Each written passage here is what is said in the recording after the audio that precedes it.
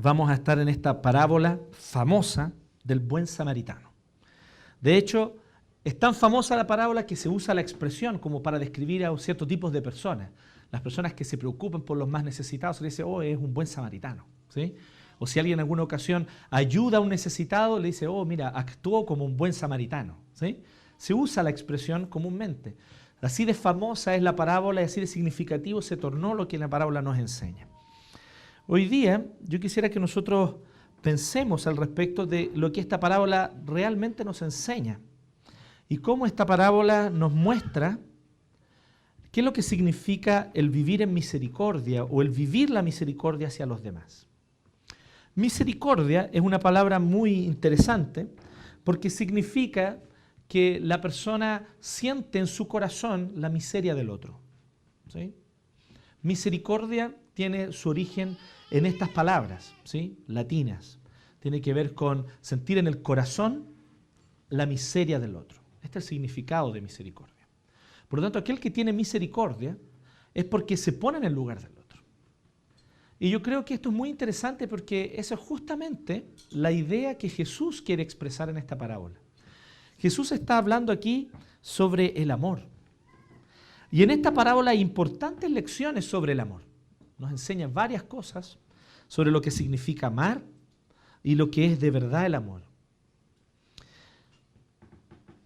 La parábola comienza, o en realidad este texto comienza, hablándonos de que un maestro de la ley se acercó a Jesús para hacerle una pregunta. Pero si ustedes se fijaron bien, el texto dice que este maestro de la ley se acercó a preguntarle a Jesús, pero no era una pregunta honesta. Dice que se acercó para probarlo. Este detalle no es menor. De hecho, si fuera simplemente un detalle, da lo mismo, finalmente la pregunta es lo importante, no la intención, el autor no habría referido la intención. El autor considera que es importante, Lucas dice, es importante que sepamos para que entendamos por qué Jesús le responde como le responde. Para que entendamos por qué Jesús da la respuesta que da. Para que entendamos por qué toda esta conversación con el maestro de la ley termina de la manera que termina. Tenemos que entender que se presentó un experto en la ley y que para poner a prueba a Jesús le hizo esta pregunta. Maestro, ¿qué tengo que hacer para heredar la vida eterna? Tenemos que entender que Jesús no es un maestro occidental, ¿sí? No es un maestro de nuestra cultura moderna, occidental entre comillas, ¿eh? Es muy interesante notar esto. Nosotros pensamos que somos occidentales. Es muy interesante que yo estuve en Estados Unidos y en Estados Unidos para los gringos nosotros no somos occidentales. ¿Sabían eso? Es muy interesante. Decían, sí, porque nosotros los occidentales, y hablan como los europeos y los gringos, entre ellos, ¿no? Nosotros los occidentales, no sé si así en Latinoamérica, decían. Entonces, nosotros no somos occidentales. Es interesante notar eso. Y yo creo que algo de cierto hay. Así como tan occidentales no somos. Pero de alguna manera tenemos una fuerte influencia de esta idea de una cierta lógica racional y de argumentos lineales. A que conduce a B, B que conduce a C, y nosotros tenemos entonces una lógica lineal. Pero la lógica de los maestros orientales no es esa. Los maestros orientales no vienen y si tú le preguntas así, ¿de qué color es eso? Él nos viene y te dice así, es verde. Es lo que nosotros esperamos de un maestro, ¿no? Que nos dé la respuesta, que nos diga, esto es lo correcto, esto tienes que hacer, así tienes que hacerlo. Un maestro oriental, como en el caso de Jesús, él enseñaba haciendo que las personas se dieran cuenta y descubrieran la verdad o la respuesta a esa pregunta dentro de ellos mismos. Esta es una forma muy interesante. De alguna manera podemos nosotros ver que existe como una bisagra entre los maestros orientales y los maestros occidentales con Sócrates. Se dice que a Sócrates le gustaba responder con preguntas. Y algunos de nosotros nos enseñó así que responder con una pregunta era de mala educación. ¿Les dijeron eso alguna vez? Sí, bueno, eso nada que ver, ¿eh? Quien dice eso no sabe filosofía. En filosofía eso es muy común, ¿sí? En filosofía es muy común. Obviamente que si tú estás respondiendo con una pregunta para sacarte los pillos, eso sí es falta de educación. Pero no era el caso de Sócrates. Sócrates quería que las personas descubrieran adentro de ellos y él decía que para él el trabajo que él hacía era como el de una partera. Porque él podía hacer que las personas, él decía, las personas tienen la respuesta dentro de ellos. Yo tengo que hacer que salga esa respuesta. Entonces yo soy igual que una partera, estoy ahí ayudándolo a que salga la respuesta, pero ya está dentro de ellos. Es interesante que la mamá de Sócrates de hecho trabajaba como partera. Así que muy probablemente de ahí él saca la idea. Así que él siempre estaba respondiendo con preguntas para que las personas dedujeran y dijeran, y de repente, ¡pum!, la respuesta surgía. Las parábolas de Jesús son así. ¿Saben lo que son las parábolas de Jesús? Son bombas de tiempo. Que Jesús viene y las implanta subversivamente en nuestros corazones. Y las deja ahí. Y nosotros va pasando el tiempo y le damos vuelta y va tic, tic, tic, tic, tic, hasta que de repente, ¡pum!, eso quería decir Jesús. Y cuando nos damos cuenta de qué es lo que quería decir, más que una alegría profunda, sentimos un arrepentimiento tremendo. Porque nos damos cuenta que Jesús nos está confrontando. ¿Sí? Entonces, esto ocurre con la parábola y también con la manera en la que Jesús responde la primera pregunta. Él le dice, ¿qué tengo que hacer para ser salvo? ¿Qué es lo que Jesús habría respondido desde la sana doctrina bíblica? Mira, recíbeme en tu corazón. Cree en mí.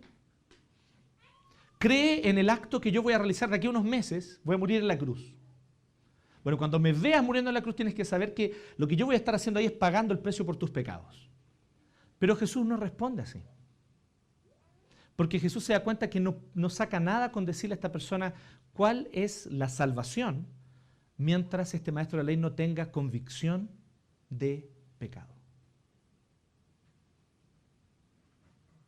Entonces Jesús, como un hábil maestro oriental, quiere conducir a este hombre al primer paso para la salvación, convicción de pecado.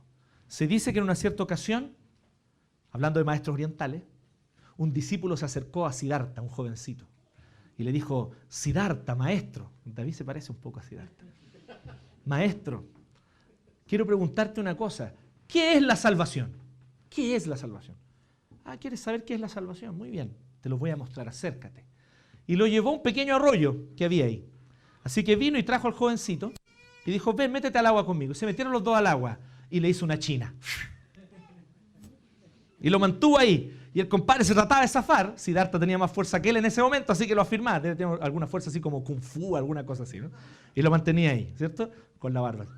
Entonces, lo mantenía y el compadre cuando ya estaba en un momento que ya no daba más, lo sacó. Y el tipo, porque esta hay que entender la cultura oriental, ¿no? Cualquiera de nosotros le habría pegado un combo, ¿cierto? A Siddhartha. Pero él salió y dijo, maestro, ¿qué has hecho? Porque los orientales son así. Entonces le dice, maestro, ¿qué es esto? ¿Qué hiciste? Entonces le dice, bueno, ¿qué fue lo que sentiste? Sentí desesperación, maestro, sentí que me iba a morir. Esa es la salvación, le dijo. Esa es la salvación. Para algunos de nosotros, el camino hacia la salvación consiste en, díganme las reglas y yo las voy a seguir.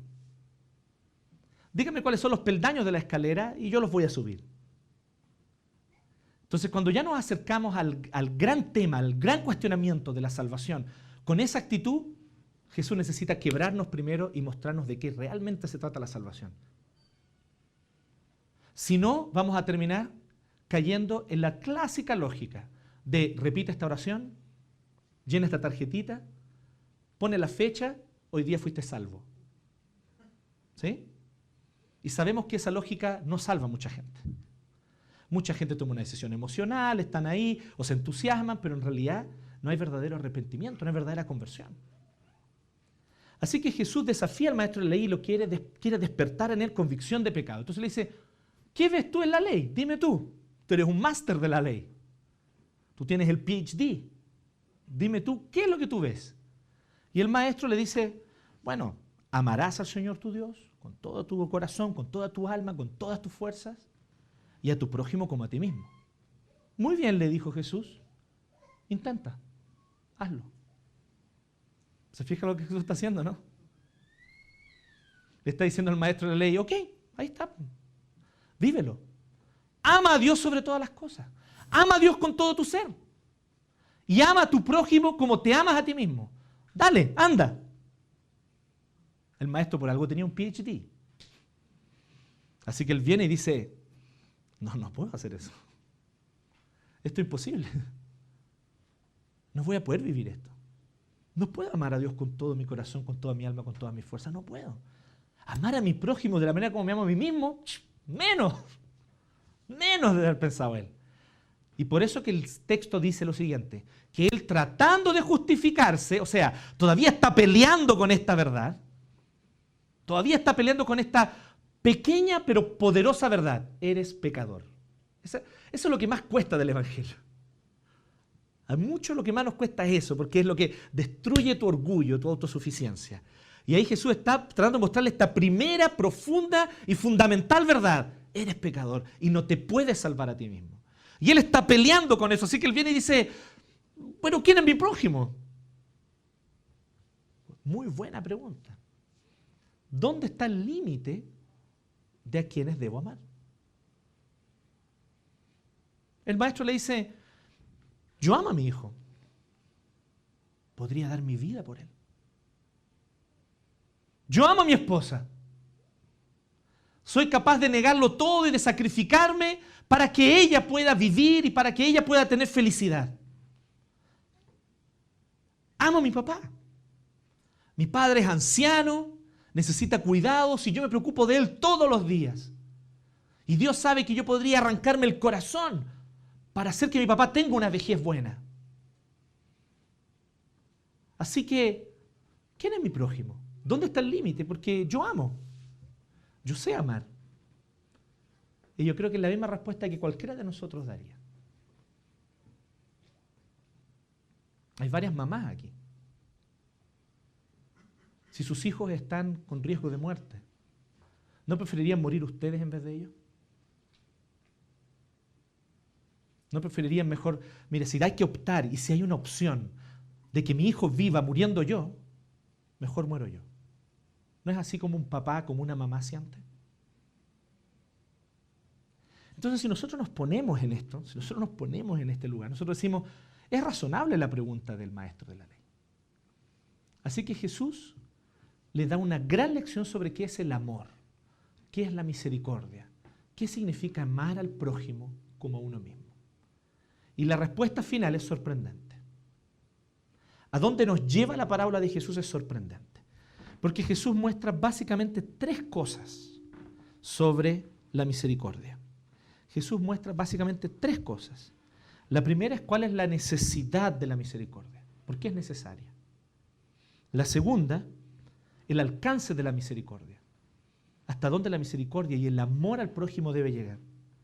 Y en tercer lugar, la motivación de la misericordia. ¿Qué debe motivar o qué debe motivarnos a mostrar misericordia hacia el otro? Así que en ese orden yo quisiera que hoy día podamos abordar esto.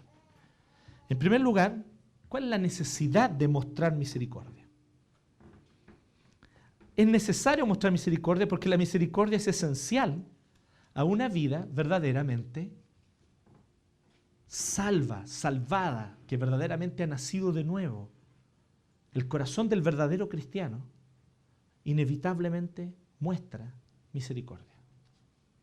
Es esencial a la vida cristiana. Esto no solamente lo deduzco por causa de un par de versículos de Lucas 10. Esta es una lección tan clara en todo el Nuevo Testamento. Todo el Nuevo Testamento. En todo el Nuevo Testamento yo puedo tomar y voy a ver, por ejemplo, que Juan dice así, ¿cómo tú puedes decir que amas a Dios a quien no has visto si no amas a tu hermano a quien has visto? ¿Cacha la lógica de Juan o no? Es una lógica muy interesante. Le está diciendo, es fácil decir que amo a alguien lejano y distante. Duro es amar a quienes están cerca mío. Duro es amar a quienes yo conozco sus defectos, conozco sus debilidades y cuyos defectos y debilidades incluso me han herido. Ahí hay amor de verdad. Entonces él dice, no puedo decir que amo a Dios. No puedo decir que amo a Dios. Si es que ese amor no ha venido a mi vida para transformarme y para realmente hacerme amar a los que están a mi alrededor. Y aquí nosotros aprendemos una gran y profunda verdad con la cual somos todos nosotros, me incluyo yo en primer lugar, autocomplacientes. Todos nosotros decimos, hey, el Señor nos dice que tenemos que amar y yo amo. Claro que amo. Amo a los que están de acuerdo conmigo, amo a los que piensan como yo, amo a los que son cercanos a mí, amo a los que me hacen bien. ¿Qué es lo que Jesús responde a eso? En el Sermón del Monte él responde. Desde el inicio del Evangelio, en el Sermón del Monte él dice, si ustedes aman a los que son como ustedes, a los que son de su familia, a los que son de ustedes, ¿Qué hacen distinto a cualquier pagano? Cualquier adorador de Baal hace eso. Cualquier agnóstico y ateo hace eso. ¿Qué diferencia tienen ustedes con ellos? Pero nosotros somos autocomplacientes, ¿cierto? Nosotros decimos, pero es que yo me la juego por los que yo amo y por los que me aman. Claro, ahí está el tema. ¿A quiénes amamos? Por lo tanto, tenemos que comprender en primer lugar que es esencial a la vida cristiana la misericordia. Es esencial a la vida cristiana el comprender de que nosotros somos llamados a amar a aquellos que es difícil amar. Somos llamados a amar a aquellos que cuesta amar. Yo no quiero aquí herir susceptibilidades y no quiero sonar demasiado duro con esto. Pero se han fijado la enorme cantidad de personas que se llevan pésimo con sus papás. Pero cuando sus padres mueren, lloran todos los días y dicen cuánto yo lo amaba. Porque es más fácil decir que amo a alguien que ya no está a tener que amar a alguien con el que estabas todos los días y te costaba llevarte bien. Es duro, pero de alguna manera Jesús nos está mostrando que de lo que más nosotros hablamos, que es del amor, es de lo que menos sabemos. No tenemos idea. Jesús quiere convencer de pecado a este maestro de la ley. Y creo que también esta parábola nos comienza a convencer de pecado a nosotros. La gran pregunta del maestro: ¿quién es mi prójimo? ¿Quién es mi prójimo? ¿A quiénes debo amar? ¿Dónde está el límite? ¿El límite está en la puerta de mi casa? O sea, mi núcleo familiar, ¿a ellos debo amar? ¿Dónde está el límite? El límite está en la puerta de la casa donde se reúne la fiesta familiar, o sea, todos los que son de mi familia. El límite está en la puerta de la iglesia, o sea, ¿debo amar a todos los que son de mi iglesia? El límite está en la confesión de fe de Westminster, o sea, ¿debo amar a aquellos que son de mi misma fe y que comparten mi fe? El límite estará en el credo apostólico, o sea, ¿debo amar a todos los cristianos? Pero si no es cristiano no tengo ninguna obligación de amarlo. ¿Dónde está el límite para amar? Y ahí nosotros vemos entonces la segunda pregunta que nosotros vemos que Jesús intenta responder y que Jesús responde de manera genial en realidad. ¿Cuál es el alcance de la misericordia? El alcance de la misericordia es ilimitado. Ilimitado. No tiene raza, clase, familia, nacionalidad, ni religión. Miren, fíjense bien cómo es la historia. La historia es maravillosamente bien contada. Dice que un hombre bajaba de Jerusalén a Jericó, camino que era peligroso. Las parábolas tienen una característica muy importante recordar esto. Las parábolas toman situaciones verosímiles del día a día, situaciones sumamente comunes que cualquier día pueden ocurrir y que tienen un giro inesperado en algún punto, en la mitad o hacia el final. ¿Sí? Eso caracteriza una parábola. La parábola tiene giros inesperados. Hasta aquí no hay ningún giro inesperado. Que a un tipo lo asaltaran entre Jerusalén y Jericó era algo que pasaba todos los días. ¿Sí? Porque el camino de Jerusalén a Jericó era donde picaba la jaiba. ¿Sí? En el camino de Jerusalén a Jericó, si tú no ibas con el David, el primo del David podía salir a asaltarte. ¿O no, David? ¿Sí? Yo también tengo, más que un primo, fue un pololo de una prima que le decían el foca. ¿Sí? Cuando yo decía, ¿por qué le dicen el foca? Y de repente cuando me di cuenta por qué, me di cuenta, este loco es un delincuente, pues nunca lo pueden atrapar. Me demoré en darme cuenta. A mí me parecía que el loco era medio raro. Pero un día me di cuenta que el compadre era un delincuente. Muy bien, qué lindo. Así es nuestras familias, ¿no? Vivan nuestras familias. Así que salió el foca a asaltar a este hombre, ¿sí? Y vino y lo dejó medio muerto, tirado a un lado del camino. Miren qué interesante cómo Jesús lo pone. Esto no es un detalle menor. Jesús dice que lo golpearon y se fueron y lo dejaron medio muerto. O sea, al compadre le sacaron de verdad la mugre.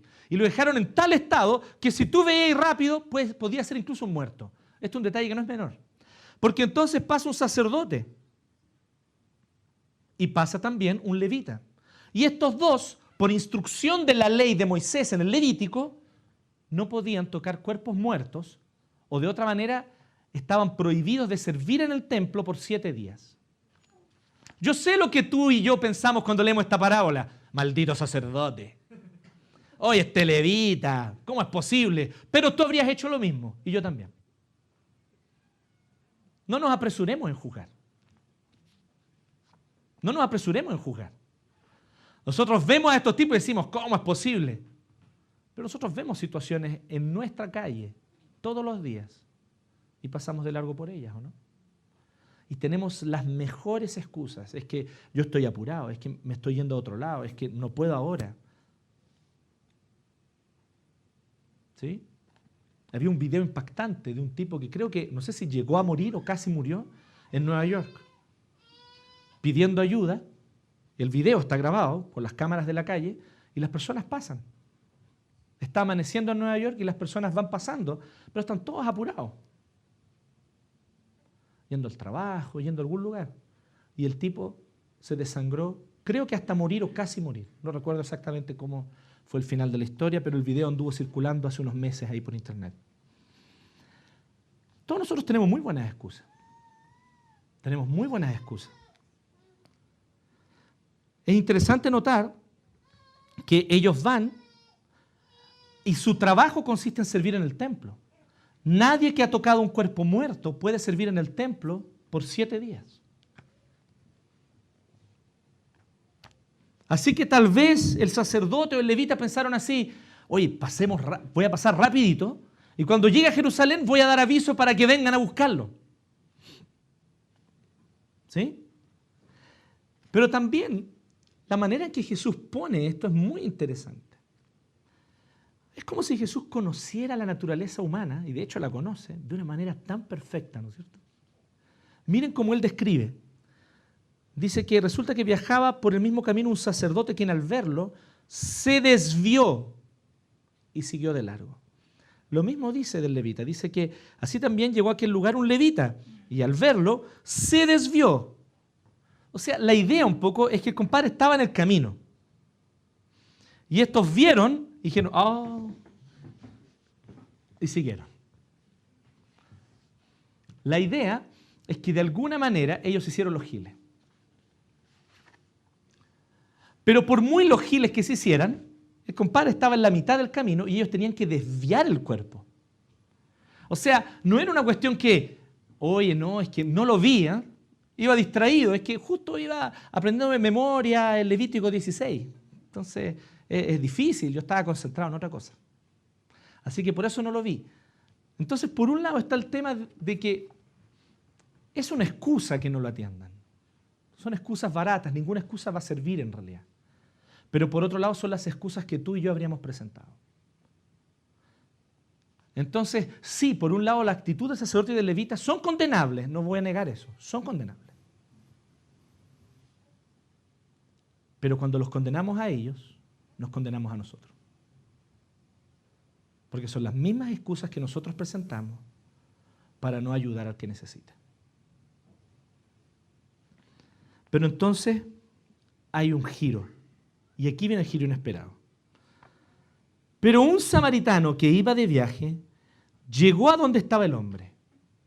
Y viéndolo, ocurrió lo mismo, miren. No podemos decir que los otros no lo vieron, porque dice que el sacerdote al verlo se desvió. El levita al verlo se desvió. El samaritano viéndolo, ¿qué le ocurrió? Se compadeció de él. Fue movido a misericordia. Sintió compasión. La palabra compasión es similar en cierto sentido a la palabra misericordia, aunque con otros alcances, pero es similar.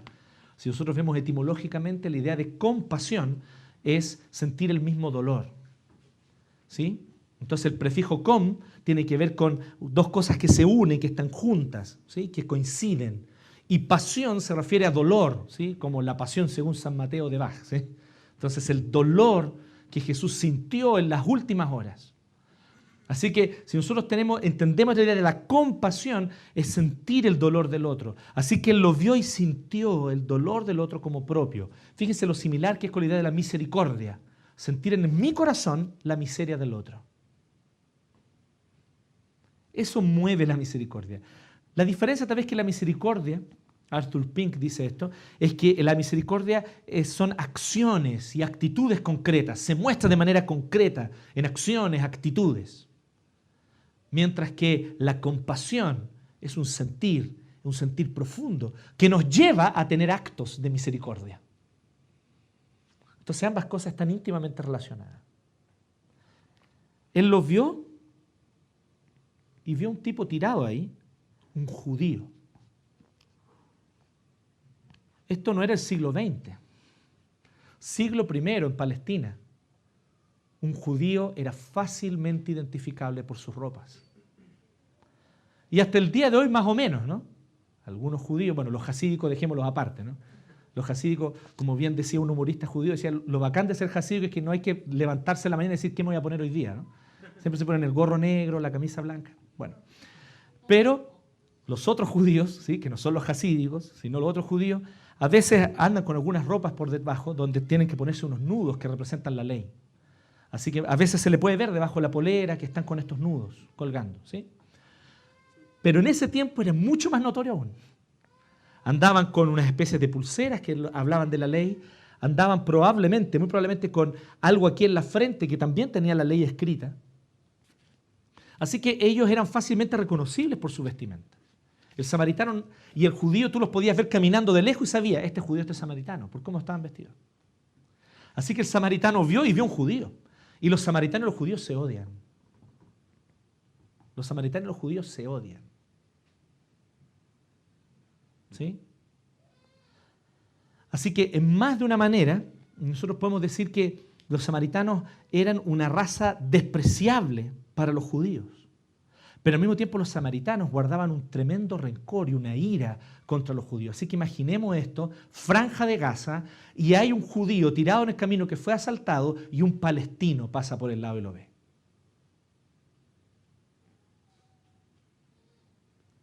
Así que este palestino lo ve a este judío desangrándose y su corazón se conmueve.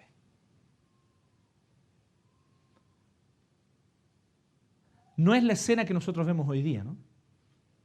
Si el judío ve a un palestino desangrándose, le pega un par de batas para que se muera antes. O al revés. El odio mutuo es muy grande. Hay lugares y hay regiones donde las personas se odian profundamente por diferencias de religión, de raza, de clase.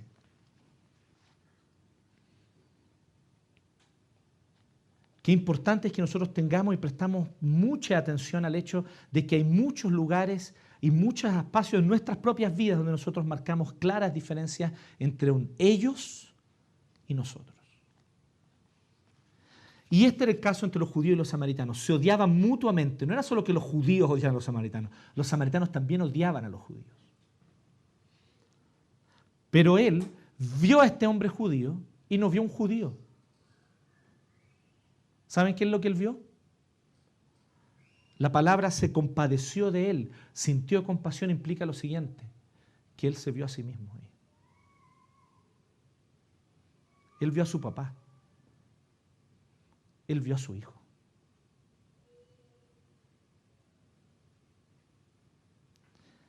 Ese es amor al prójimo. ¿Dónde está el límite para amar? El límite no está allá afuera, el límite está aquí. Cuando dejan de haber límites aquí, tú puedes amar al inmigrante que viene con un color de piel diferente a buscar trabajo para ver la manera en la cual él puede sustentar a su familia que está a miles de kilómetros de aquí. Y tú no simplemente vienes y dices chistes estúpidos.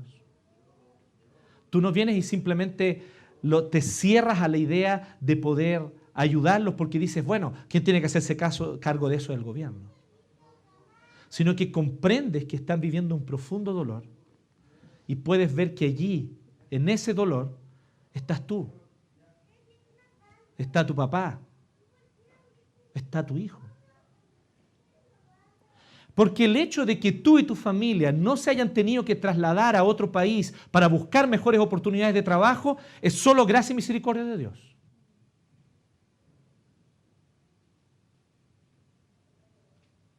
Pero nunca nos ponemos a pensar en eso, ¿cierto? El hecho de que una grave enfermedad mental pueda llevarte incluso a vivir en situación de calle, no cabe en tu cabeza que eso te pueda pasar a ti, ¿no? Así que piensas que eso le pasa al otro. Y mi máster, el divino anticristo, que lo vemos pasando por aquí, venía de familias mejor constituidas y de mejor situación económica que la gran mayoría de nuestras familias aquí.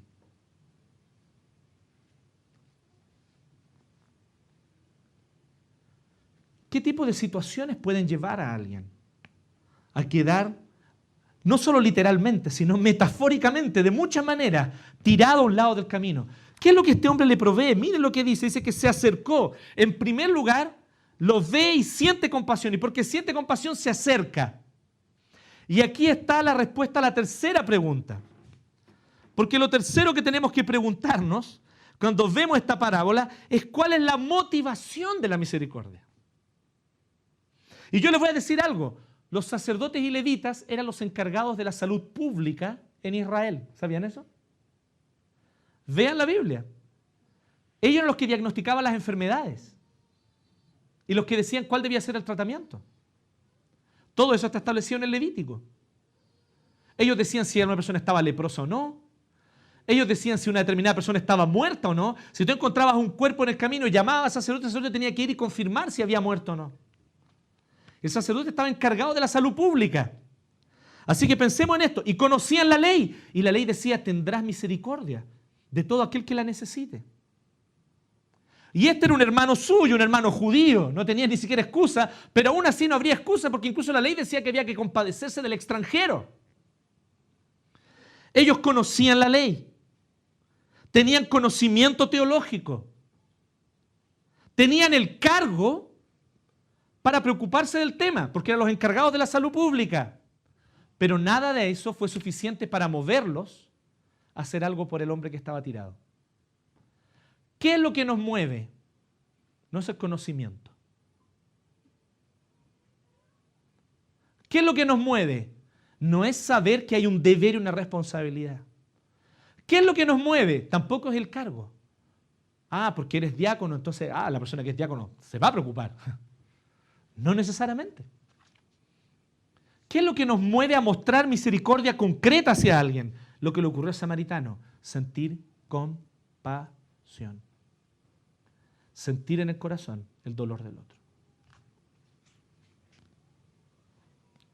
Así que él se acercó. Después de sentir compasión, se acercó. Si vemos cada verbo, vamos a ver unas cosas muy interesantes. ¿Qué es lo que nosotros hacemos con el necesitado culturalmente? Lo alejamos. Incluso hubo una redistribución urbana en los años 80 en Santiago para que todas las personas necesitadas con casas feas y con caras demasiado morenas quedaran en la periferia. Esto no lo estoy inventando, está documentado por urbanistas de la Universidad Católica. Hubo un plan que a propósito separó la ciudad. Nadie habla de eso, ¿no?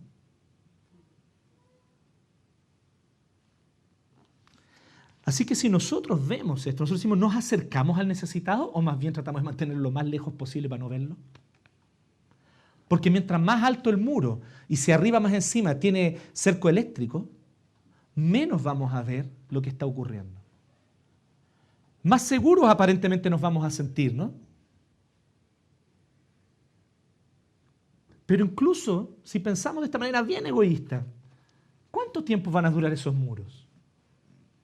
¿Cuánto tiempo va a durar esta falsa seguridad de que el necesitado está allá afuera, no está donde yo estoy? El necesitado no anda por mis calles, en realidad está en otras calles que yo ni siquiera conozco. ¿Cuánto tiempo puede durar una ilusión como esta? No mucho. No mucho.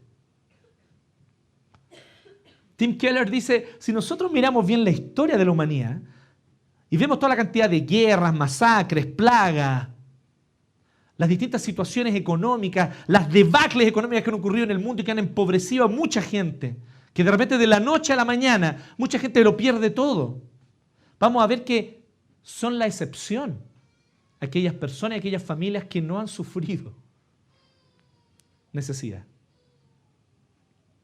La gran mayoría de la humanidad ha sufrido por una u otra razón necesidad. Y si nosotros tenemos la sensación de que cualquier tipo de necesidad está muy lejos de nosotros, es solo una ilusión. Es solo una ilusión. Así que se acercó. Le proveyó de salud. Le curó las heridas con vino de aceite y se las vendó. Le proveyó de salud y atención médica. Lo montó sobre su propia cabalgadura, le proveyó de transporte. Lo llevó a un alojamiento y lo cuidó. Lo proveyó de cuidados sociales suficientes para que la persona pudiera valerse por sí misma, porque va hasta el siguiente punto. Al día siguiente sacó 2 monedas de plata, o sea, le dio un subsidio, y se las dio al dueño del alojamiento. Cuídemelo, le dijo, y lo que gaste usted de más, se lo pagaré cuando yo vuelva.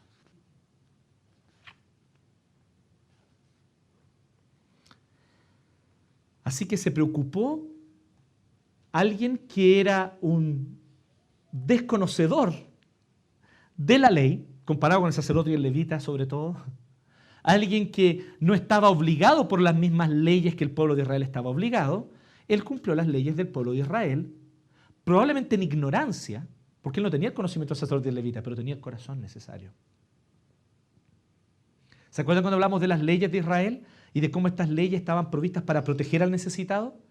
Y se preocupaban de lo siguiente, dice que si alguien llegaba a un punto de necesidad, llegaba un momento en el cual la persona había que perdonarle sus deudas, y no solo perdonarle su deuda y dejarlo que se fuera, sino que había que entregarle grano, había que entregarle algo de ganado para que la persona pudiera empezar de nuevo. Las condiciones mínimas para que pudiera empezar. No era regalarle todo, pero sí decirle, mira, aquí está tu pedacito de tierra, empieza a cultivarlo, aquí tienes un par de cabritos, ¿cierto? Tú cuídalo y trata de sacar algo de ello, y aquí tienes grano para plantar. Toma, empieza de nuevo tu vida. Por ley estaban obligados el pueblo de Israel a proveerle eso al necesitado. O sea, no le estaban diciendo denle el pescado, le estaban diciendo enséñenle a pescar. ¿Se fijan interesante? Le está diciendo denle el pescado y enséñenles a pescar. Porque si el compadre está con hambre no va a aprender a pescar. Entonces tú le das el pescado y le enseñáis a pescar mientras él lo está masticando todavía el pescado. ¿Sí? Eso es un poco lo que le está mostrando aquí la ley. Y este hombre samaritano no tiene ninguna obligación, no había sido instruido en esa ley, no tenía obligación ninguna con eso. ¿Por qué él cumplió la ley? Y ojo, el maestro de la ley, a quien Jesús le está contando esta parábola, está cachando para dónde va la cosa. El maestro de la ley entiende, tal vez nosotros no cachamos bien, pero el maestro de la ley entiende muy bien. Ve esto y dice, o escuchaba y decía, este samaritano cumplió la ley. Eso ya era incómodo para este maestro de la ley escucharlo. El samaritano cumplió la ley y el sacerdote y el levita no. ¿Por qué el samaritano cumplió la ley? Por la motivación. Su motivación fue, su corazón fue movido a misericordia. Y ahí es donde está el tema. Muchos de nosotros tenemos límites muy claros. Les voy a contar una historia real. En una iglesia un predicador le estaba hablando a la comunidad y le estaba diciendo que el Señor iba a hacer grandes cosas en nuestro medio. Y todos los hermanos, amén. Y el Señor va a convertir a los perdidos a través de la iglesia. Amén. Todos se empezaron a entusiasmar con la predicación. Y el Señor va a hacer que las personas que están lejos de Él vuelvan a Cristo. Amén. Y muchas personas que están involucradas en la prostitución y que son travestis se van a convertir al Señor. Amén. Y esas personas van a venir a nuestra iglesia y se van a casar con nuestros hijos y nuestras hijas. Nadie dijo amén.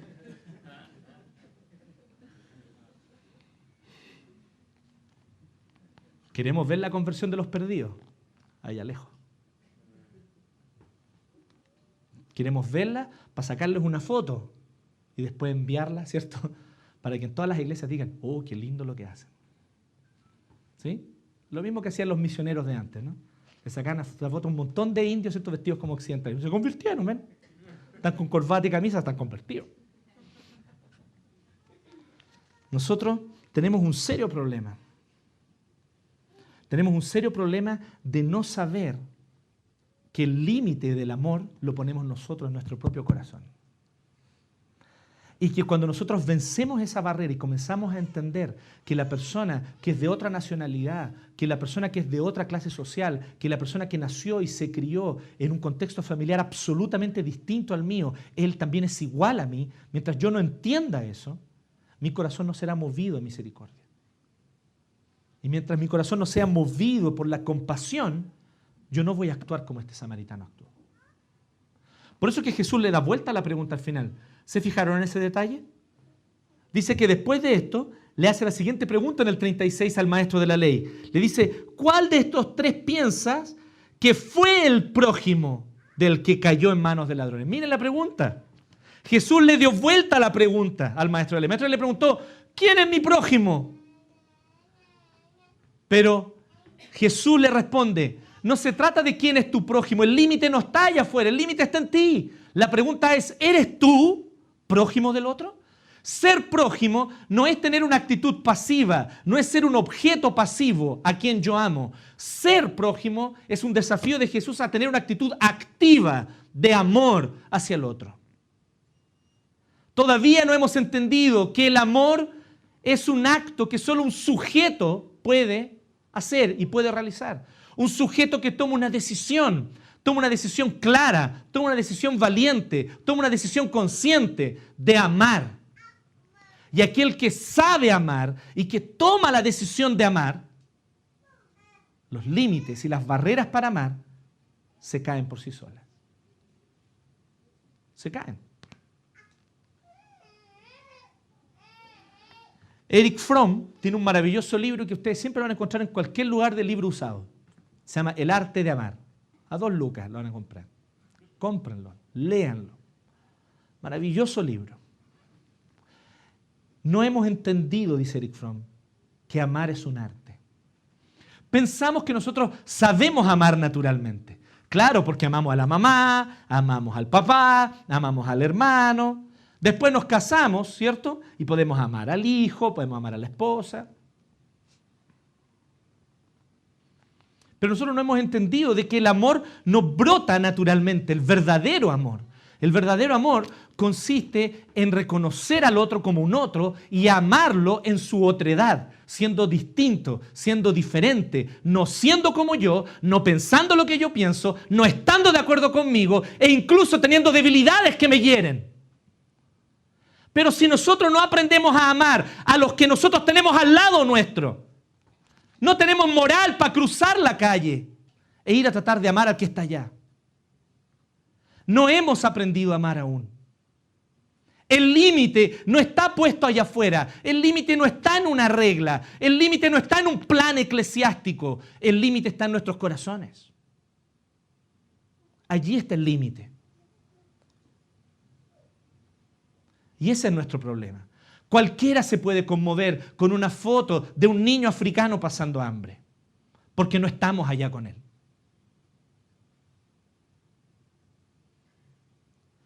Mientras nosotros estamos quebrando y rompiendo nuestras relaciones con quienes están al lado nuestro, no sabiendo perdonar a las personas con las que vivimos todos los días. Para muchos de nosotros, si yo voy a sus casas y les pregunto qué piensan los que viven con ustedes en sus casas de ustedes, me van a decir que no los soportan. Y así queremos amar a los niños de África. El límite está en nuestro corazón. Cuando rompamos esa barrera de nuestro corazón, vamos entonces a amar sin límite. Ahí el límite se viene abajo. Al inmigrante, al que es de otro barrio, al que es de otra clase social, al que viene con otra historia familiar absolutamente distinta a mí.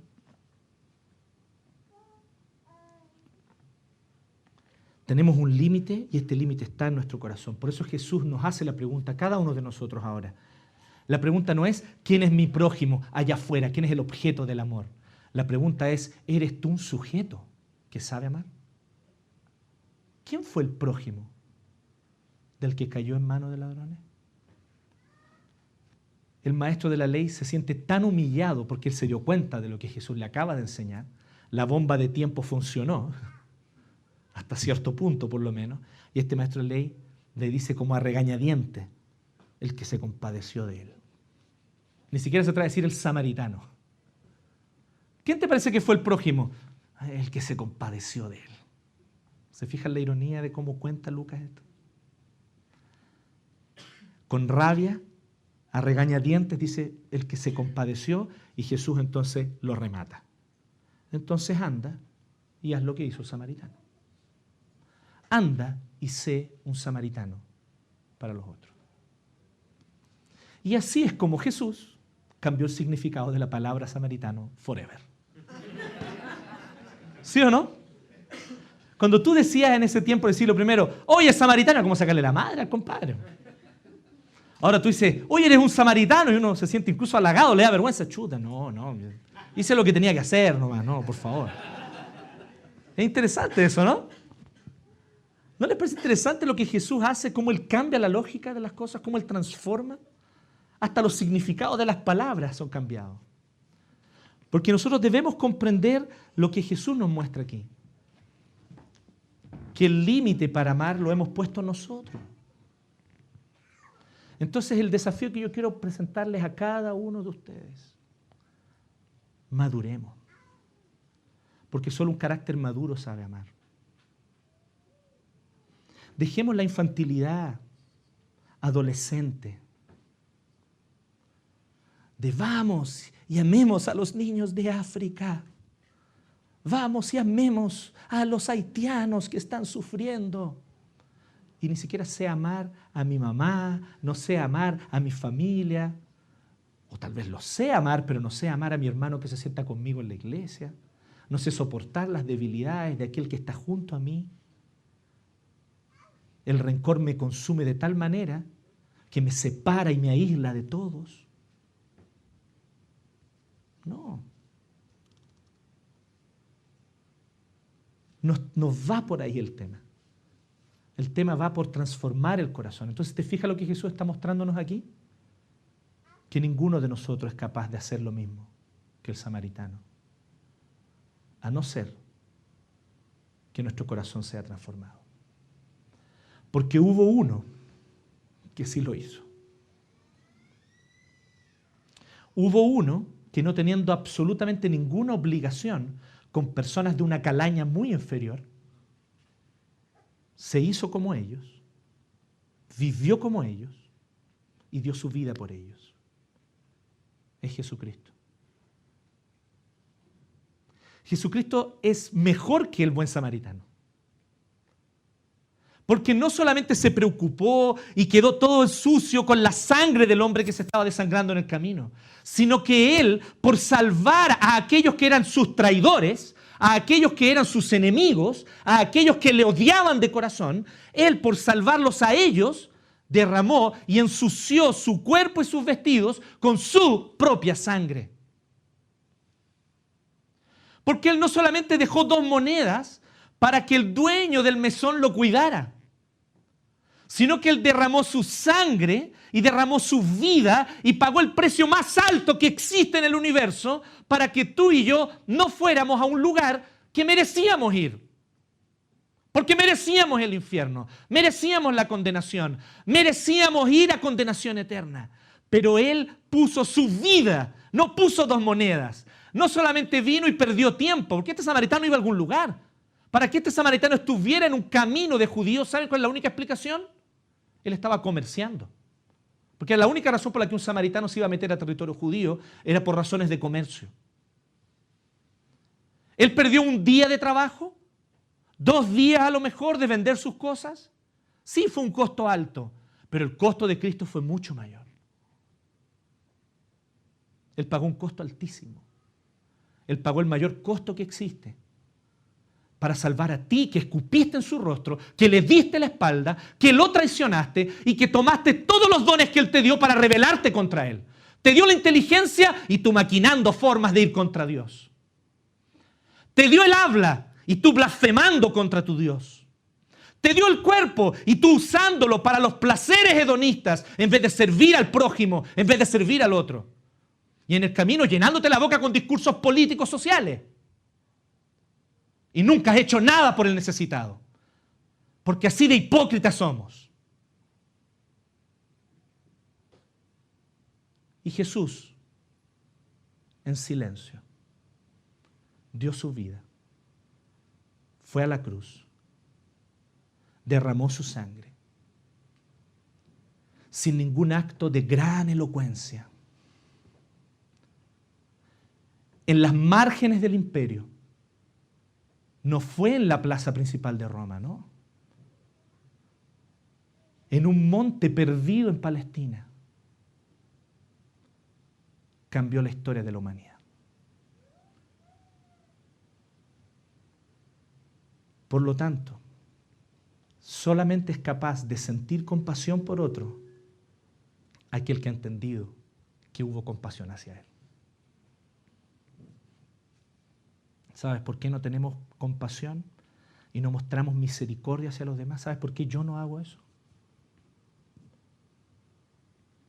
Porque yo no me asombro lo suficiente de que Dios me amó siendo un pobre que me metí consciente y a propósito en mi propia pobreza.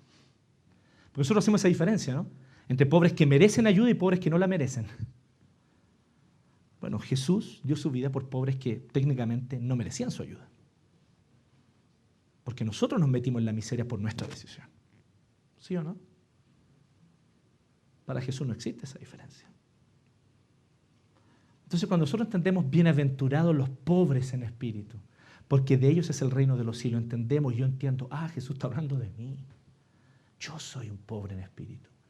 Yo no tenía nada que ofrecer. Yo no tenía cómo pagar mi deuda. Yo no tenía cómo salir de mi situación de miseria. Yo no tenía cómo escapar de la condenación. Pero Él vino y lo realizó todo y pagó el precio más alto y me salvó y se manchó a sí mismo y manchó ese madero con su propia sangre para salvarme. Entonces, cuando nos encontramos con esta realidad profunda del Evangelio de gracia, su consecuencia inmediata es dar de gracia, porque recibí de gracia. Porque no hubo meritocracia aquí. No la hubo. Aquí hubo pura gracia, que nos levantó, nos tomó, nos adoptó y nos sentó en su mesa. Nos hizo sus hijos. Nos vistió con los vestidos de su único y verdadero Hijo, Jesucristo. Y nos hizo parte de su familia. Eso es lo que el Rey del Universo hizo con nosotros. ¿Qué es lo que nosotros vamos a hacer por aquellos que necesitan?